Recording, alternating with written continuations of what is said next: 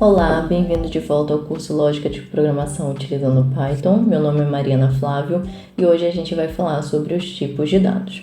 Inicialmente quero apresentar para vocês o Google Colab, a plataforma que a gente vai estar desenvolvendo os nossos códigos. Então, primeiramente você precisa estar logado na sua conta do Google, tá? E aí eu já estou logada aqui e entrarei com a URL colab.research.google.com, tá? Ele vai aparecer essa primeira tela inicial. Você basta clicar aqui no novo notebook para acompanhar a aula. Eu já tenho o nosso notebook aqui aberto da aula de hoje.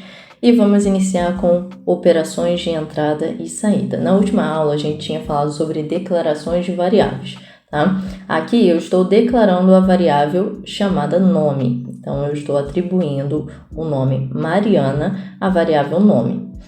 E aí eu tenho a minha primeira operação de saída, que é o print, tá? Eu vou imprimir, vou tirar alguma informação ali da minha memória e apresentar na tela, tá? Então o print f digite seu nome, a variável nome. Esse f é uma função que eu adiciono às variáveis dentro de um texto, tá? A gente vai falar mais sobre o que é esse texto mais à frente. Então eu botei print digite seu nome, variável nome. A saída foi digite seu nome, Mariana. E tem a operação de entrada chamada input, tá? A função de entrada input, ela sempre vai alimentar a variável, vai atribuir a um espaço da memória o tipo string. Então, a gente tem algumas funções aqui para converter essa entrada da função input, tá? E a gente vai falar dessas funções ali mais para frente. Como eu tinha falado, isso aqui é uma string, que também é um tipo de dados que a gente vai abordar hoje, tá? Então, eu estou atribuindo à variável número uma informação que eu espero que o usuário me dê. Então, se eu executar aqui, a função input vai abrir uma caixa para eu poder esperar ali a resposta do usuário. Digite seu número. Então, se eu digitar o número 7 e der Enter, a próxima linha do código ele tem a função tipo, né? Essa função type, ela vai me retornar o tipo daquele tipo de dados. Então, no caso aqui, como eu falei, a função input retorna uma string. Então, a abreviação de string é str. Aí eu posso aplicar uma função chamada int para transformar isso para um número inteiro, tá? Eu vou estar convertendo o número 7, que é uma string, para um número inteiro. Então, se eu entrar com 7, ele vai me retornar que o tipo deste número é inteiro, ok? Então, vamos lá aos tipos de dados. Temos o tipo inteiro, que é um número sem casas decimais, sem vírgula, tá?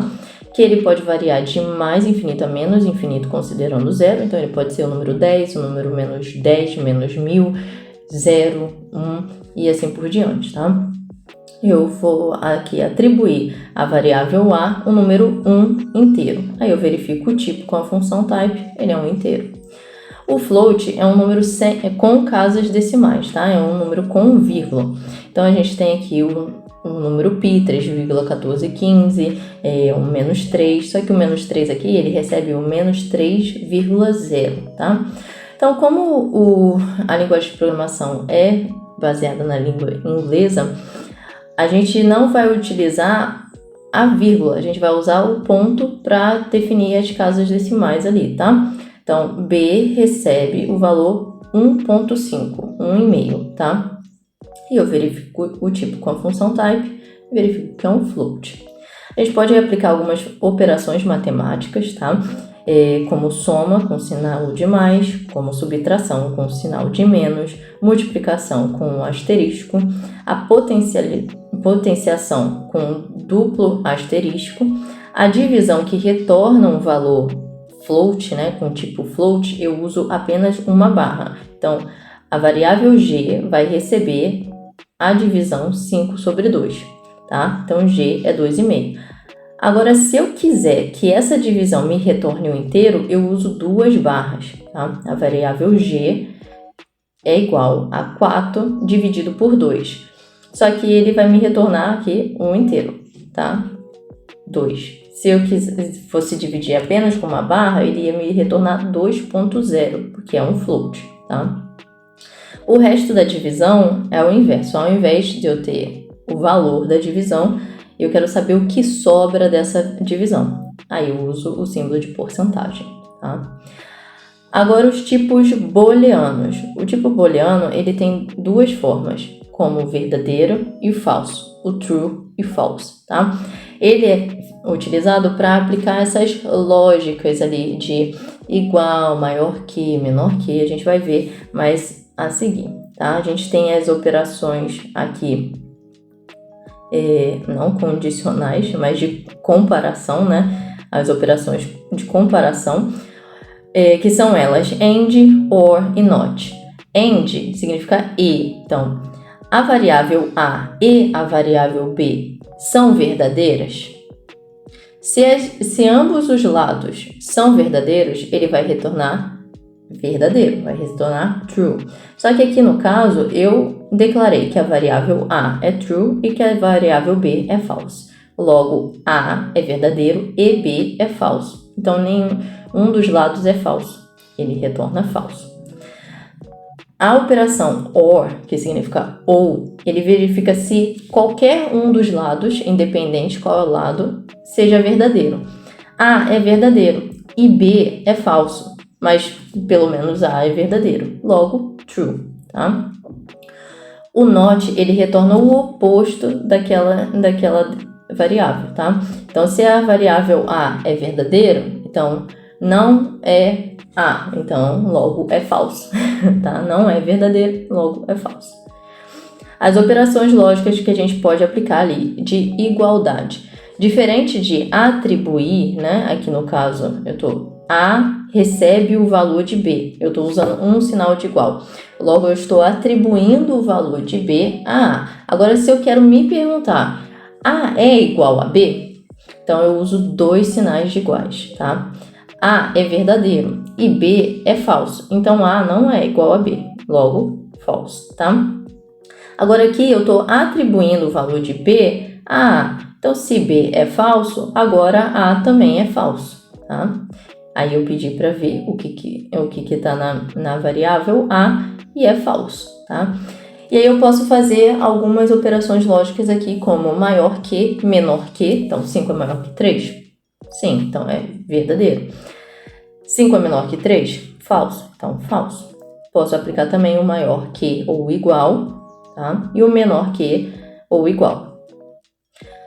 E aí, eu verifico se 5 é igual a 5, com dois símbolos de igualdade. 5 é igual a 5? Sim. Agora, se esse 5 fosse um float, será que eles são iguais? Será que ele consegue compreender que 5 inteiro e 5 float continua sendo 5? Sim, ele consegue, tá?